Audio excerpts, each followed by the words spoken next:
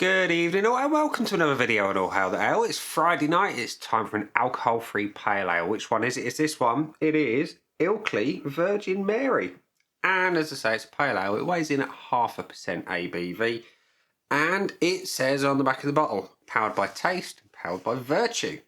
Mary Jane reimagined for that time when you want a beer but you don't want to drink. When you want maximum flavour, minimum guilt, low carb, low calorie and alcohol free. And it also says, did you know that a ripe banana can have 0.5% ABV alcohol in it as well? Yes, I did know that, but that's always nice for people who don't to find out. And you've got some useful information on the back of the bottle as well about the malts and the hops which are contained within, which is a really nice touch. I always appreciate knowing that. So your malts are listed as Vienna, Caramalt, Aromatic, Munich and Crystal. And your hops are Jester, Tahiki, Matuika, Colibri and Independence. So you've got a nice blend of different flavours and influences there. And your usual ingredients are water, malted barley, hops and yeast. And it also says, it's rather cool, that please drink for pleasure, not for effect. And it says it's hoppy AF, tasty AF. And it's a rather cool, busy little label on the back there. So yeah, I like it. Simple artwork. It's effective. You know who they are by the artwork, and yeah, you've got a nice little bottle cap as well. It's not going to focus. There we go. Yeah, basically the same as a label, but on the lid. So let's crack it open and see what we think.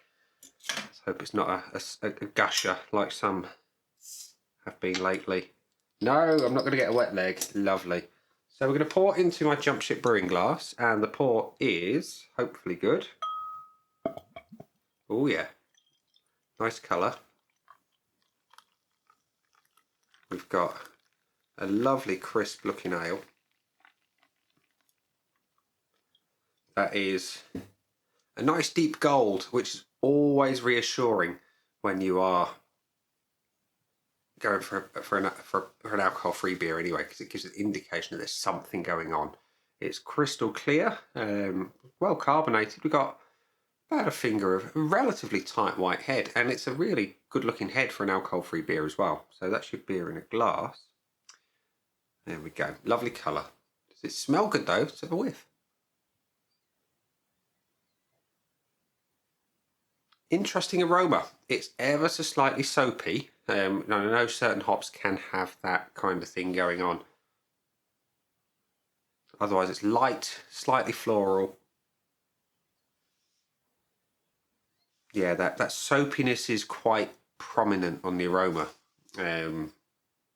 But, as we know, it doesn't always translate to taste. So, looks good. Smells interesting. What's it taste like?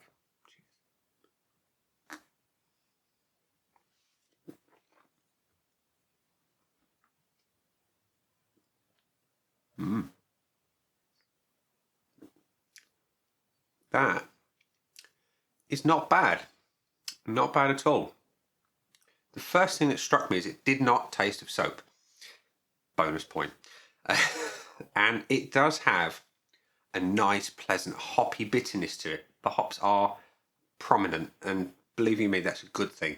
Because lurking in the background is that sweet crystal malt, but it's not overarching, it's not taking over in any way, shape or form. It's really quite well balanced, and it's not a big part of the overall profile.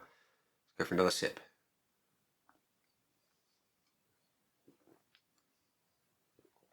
It's got a good body to it as well for a pale. It's not the right side of medium, it's the left side of medium, so it's a little bit lighter, but it is well bodied for the style. It's got a nice soft mouthfeel. It's not over carbonated, and it's not sort of flat feeling. It's really good in the mouth. And the bitterness that comes from those hops is lovely. It is really nice. It's a balanced flavour. There is that hoppy bitterness up front, and it fades quite quickly into the malt.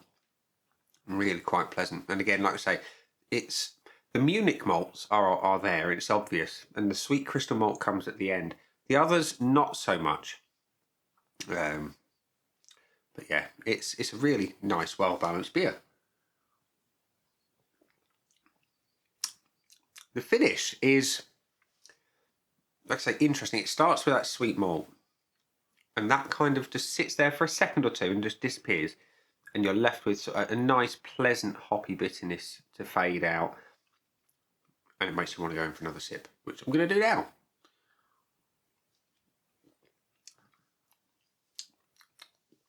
I like that. I do. I do indeed. It fulfills what it says on the bottle. You know, it says it's hoppy AF and it's tasty AF. It is. It really is. Yeah, I like. And it also says there's no units. Just spotted that. Missed that first time around. Right next to the hoppy AF and tasty AF as well. I like.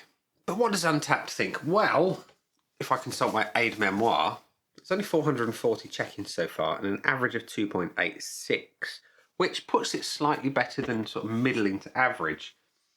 And as usual, we're going to pop it against my 5 pillars of judgment, which are the looks, the aroma, the body, the taste, and the finish, and see what we think.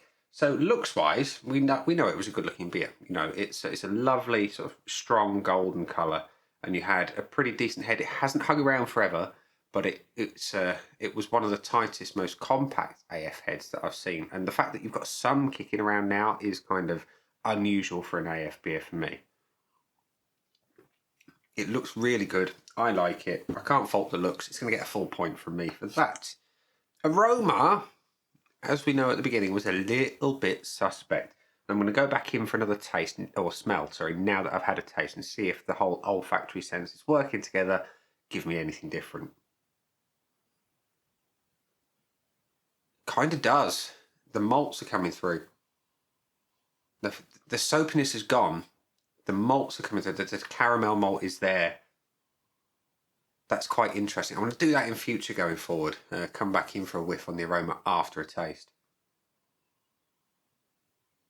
Yeah, it's definitely more malt forward and a subtleness from the hops once you get past the first taste. Soapiness is gone, so maybe that was residing in the head and not really anywhere else. Let's see if we can generate some more and have a whiff of that. No, so maybe the whole olfactory senses working together just changes everything completely. We know they're all interlinked. So yeah, so the initial aroma was iffy. I didn't like the soapiness. The floral nature I can kind of tolerate because it just works on the aroma. It doesn't always translate to the taste, and that's really what is king. So it's going to get a half on the aroma for me. You know, it's pulled something back from the brink of destruction with the soap. The body is good. It really is good. It's got just enough body to let you know that it's a beer. It's not thin. It's not watery. It's substantial enough that you don't miss anything else. It's well bodied for the style. It's very good for the style. Is it excellent? It could be better. So it's going to get 0.75, which, let's be honest, is still a very, very good score. Taste, however, is king, and here it's got everything that it promises. It's got hops, it's got bitterness, it's got a malt profile that is almost perfect. You know, I'm not a big fan of crystal malts as a whole, especially when they're prominent. And this has got just a little bit, just a second or two before that dissipates away. So it's very, very good. Like I say, if you like them hoppy and slightly bitter, then this is going to be an alcohol-free pale ale that you should try. Because there is that hint of the crystal malt, though, I have to just knock a little bit off. It's going to get a 0.75 again. If it didn't have that, that would be perfect. But sadly, it exists. And the finish. Let's go for another bit.